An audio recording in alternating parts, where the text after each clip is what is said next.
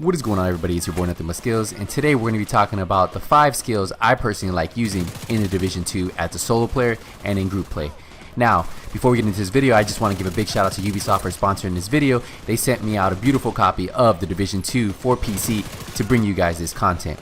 One thing that you guys know already is the Division from the start has always been unique due to the skills, and what skills you use make you a better player in the long run, not only in PvE but also in PvP. So in this video I'll be showing you my top 5 favorite skills and how I pair them together to be a better player. So before we get into those 5 skills, I want to talk about what I like doing with my skills. I always like having one offensive skill and one healing skill. So if I'm going to run a chem launcher, I want to run a turret.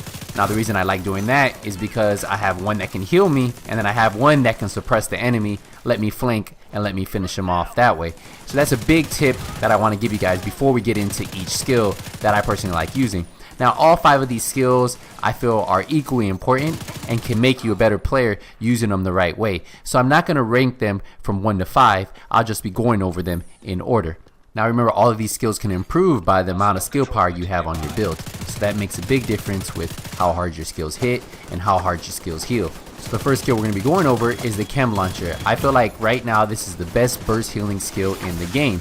Now this one I feel is better for stationary, so if you're going to be in cover, hiding behind cover, this one works great as you can just drop the heal down and then finish off your enemy. This skill is great for group play and solo play. I like it just because you have a 3 stack, you can drop it down and that will automatically get you all the way up. Remember, this improves by how much skill power you have. Now the chem launcher I'm talking about is the reinforcer. The reinforcer canister disperses a cloud of gas that repairs and reinforces armor of anyone inside the cloud. You can quick deploy it, you can precision aim, precision deploy, and you can also self-heal. Now remember, there's a stack of 3 on the base's chem launcher itself. Now the cloud duration is 5 seconds, the armor repair is 32,000. Now remember, all this can be improved by the mods you have on your chem launcher and then the skill power you're running. The next skill I like using is a turret, and the reason why I like using the turret is because it helps suppress the enemy and allows you to either flank the enemy or move from cover to cover. I feel that always having some type of offensive skill is beneficial when running some type of healing skill. I just feel the 2 pair up really well. Now some people like running 2 healing skills, and that's also okay, but I love having that turret suppress the enemy, and then I'm able to focus on the enemies without having multiple enemies focusing on me. Now the next skills I want to talk about are the drones. Now there's 2 versions of the drones I like running, and these 2 versions are really good. The first one we're talking about is the healing drone. Now some of you guys might like the chem launcher a little bit better, but what's great about this healing drone is if you like moving around, this drone will follow you. Remember, with the chem launcher you need to be stationary and you shouldn't be moving a lot. But when using the fixer drone, you can move around, you can move from cover to cover, and the drone will be there as long as the enemies don't shoot it down. Now remember, with this drone you can also heal any of your players that are in your squad, so you can send the drone to heal them. Now the fixer drone replenishes nearby allies' armor and can manually target it on a specific ally. You can deploy it, you can dismantle it, you can target an ally, and you can recall it to yourself. The cooldown time on this one is a little high at 167, the duration is 180, and the healing is 8,376. Now remember, with mods, with your skill power, you can improve how well this skill does. So if you're looking for a heal that heals you on the move, this would probably be your best bet. If you're looking for something that heals you stationary, I definitely like the chem launcher. Now the next drone we're going to talk about, the striker drone.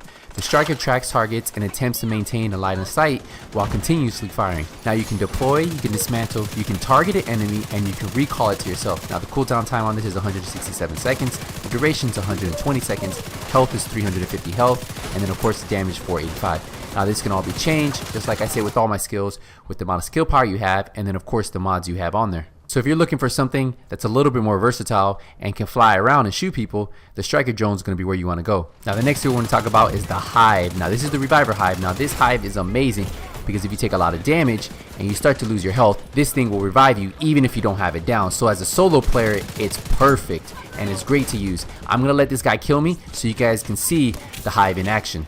So you look, I didn't deploy it, it automatically deploys, it gets me up, 25% of my armor is healed. Now I can pop my armor kit and get right back into battle. So that's why this one is so good to use. The next hive we're going to talk about is the Restorer Hive. The Restorer Hive sends out a micro repair drones that expend themselves to repair allies' armor. Now this is really cool because this is another way, if you like to be stationary, if you like to be in cover, you will automatically get that health back.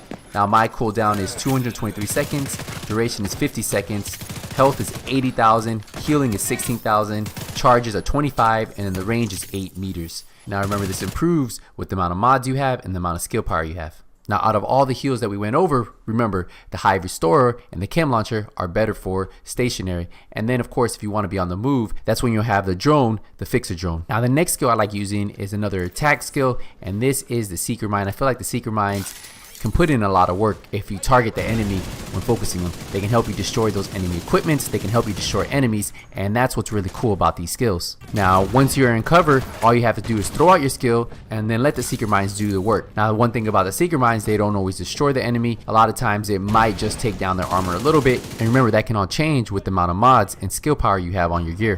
Now the explosive Seeker Mines can deploy to track down hostiles and explode on reaching close proximity. The cooldown time on mine is 56 seconds, the health is 24,000, damage is 119,000, and the explosion radius is 6 millimeters. Now remember, with the mods, that can all change. Those are my 5 skills that I enjoy using in solo and group play. Now remember, these aren't the end all, these aren't the best of the best, these are my top 5 favorites. So if you guys have any questions on any of these skills, use the comment section down below.